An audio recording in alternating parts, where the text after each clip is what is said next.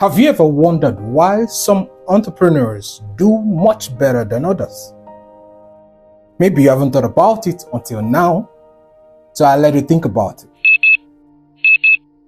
Now, there are many reasons why most entrepreneurs are not doing very well, and it's because of these few reasons which I'm about to give you. But first, allow me to tell you this story that changed it all for me. Stick around.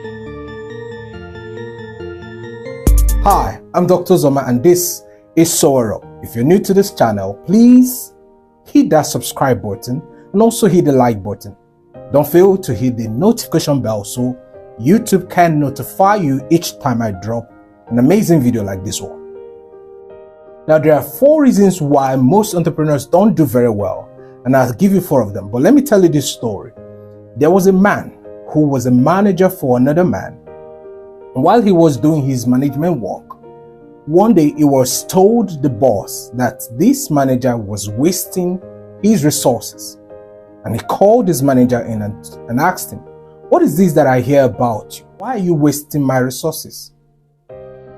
Why are you wasting my resources?" And he said, "Prepare your books, set your records straight, for you will no longer have this management job." And the man decided to do something that changed the story for him. Now, here are the 4 reasons why most entrepreneurs never do very well. Number 1, lack of passion. Passion is the driving force that motivates you, that pushes you to go beyond the very limits that most people see. Passion is the reason for what you do. Is why you have decided to do that thing and to stick with it. For most people, they don't know why they do what they do. Now, unless you know why you do what you're doing, it's very unlikely you're going to stay long there because you will easily give up.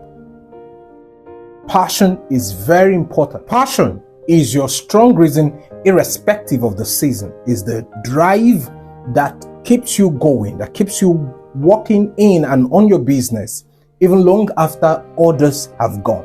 You don't expect those who are not part of the visionaries, who are not the vision bearers, to walk like you do. If you expect that, then you're shortchanging yourself. You're setting yourself up for failure because those who you employ will never walk like you. That's number 1 reason. So, number 1 is passion. Number 2 is family culture.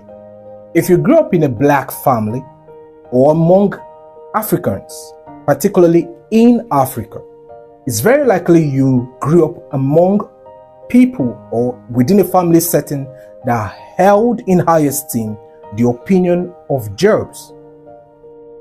If that's your story, then it's very unlikely that you may succeed as an entrepreneur unless you change your perspective, unless you change your programming. Because growing up in such a family setting where you saw your parents go work for another person, it is very likely you developed that same culture. So it's no longer even about your family culture now. It's now even a personal culture and very hard to break down. You will literally have to be among people who didn't grow up in such settings or who did a conscious work of changing their perspective for you to learn how you can succeed as an entrepreneur. It will take some work. It will take some work. And that is what impact that family culture can bring to your life. Believe me, you don't know the effect of that setting on you until you attempt to go entrepreneurial. That attempt will reveal to you the effects of that system or that setting which you grew up in on your life. And one of such effects is the effect of resolution. See, most parents do the job thing. I have come to the conclusion that they can't possibly be entrepreneurs. They can't possibly be entrepreneurs. Now, of course, you can ask yourself how well they have even done even in their job. Today they're on strike and tomorrow they are off the strike. And there's another problem the next day and so on and so forth. there is no resolution to stay on it and breed it until it becomes a full-grown tree that others can shelter under. That's one of the effects of a family culture on your drive to become entrepreneurial. The number 3 point is employees and company culture. As an entrepreneur, you must watch who you hire. You must be very careful about who you hire. There's a difference between the owner and a hireling. And to expect that others would show up like you is to ask so much. You remember my story at the beginning. This man, his problem was he was wasteful. He was wasting the resources of his boss. And there are so many employees like that. They are very wasteful. They don't know how to manage resources put in their hands. And this is something you must watch as an entrepreneur, unless you want to fail. Some employees waste the company internet data. They waste the freebies. They waste precious work hours. And just because it's a freebie, just because your company is giving you something free, doesn't mean it should be wasted. And you've got to watch these kind of employees and take them out of your system. You've got to fish them out. You've got to debris your system if you want to have a culture that promotes and sustains growth. If you don't do this, then you will surely fail. There's no two ways about it. In that story which I told you, after the manager took an inventory of himself, he found out that he couldn't dig, and to beg, he was ashamed. Now, which makes me think about this. It's either, number one, he doesn't have the skill to dig, which is most likely what it is, or he was not strong enough to dig. So it boils down to company culture.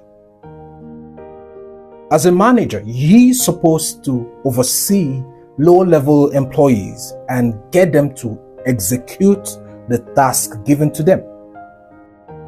So how could it be said that this same manager lacked skills?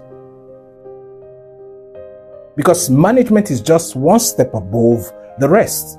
It couldn't be said that he lacked skills to execute tasks, which is very important. Why did he fail? Because the company culture was wrong. Perhaps he was exalted to the level of a manager without even a proper consideration of his skills. How do you become a manager over others and you don't have skills even to execute the work? So how do you know whether they've done a good job or not? That's an important thing you should take note of.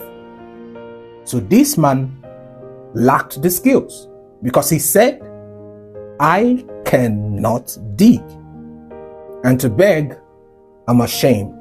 So this you must consider in your own company as an entrepreneur so that you don't set yourself up for failure. The second thing he said is that he is ashamed. As an entrepreneur, you must be careful of the culture you breed in your system, in your company. You can't have a shame culture. It will definitely destroy the perspective of your workers. You have to mind that. The number 4 thing is skills, lack of skills.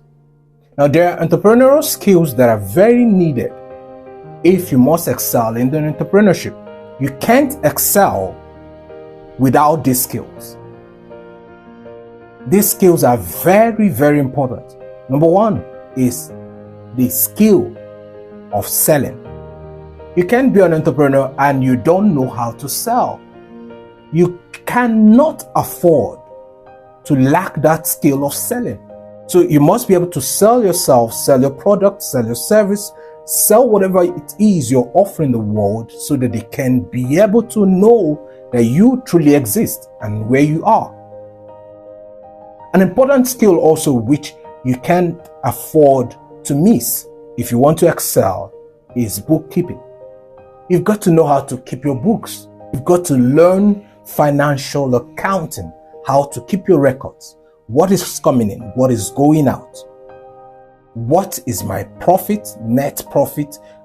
See, you've got to know all of that. So when you build a product, you make a product. How much am I going to sell this so I can make a profit? So you take into consideration the cost price, take into consideration the inflation rate at the moment, you take into consideration the profit you have to add so that when you come up with a sale price, it is something that gives you value. I remembered what Warren Buffett once said. He said, price is what you pay and value is what you get. For an entrepreneur, value is what you give. The price is what you get. Now, you must be sure that you can align the values that you're giving to the marketplace and the price for which those values ought to be received. If you don't align these two things, it's very likely you would fail. Now, these are the 4 reasons why you may be failing in your entrepreneurship deal. If you're new to this channel, please hit that subscribe button and also hit the like button. Till I come your way next time. Peace.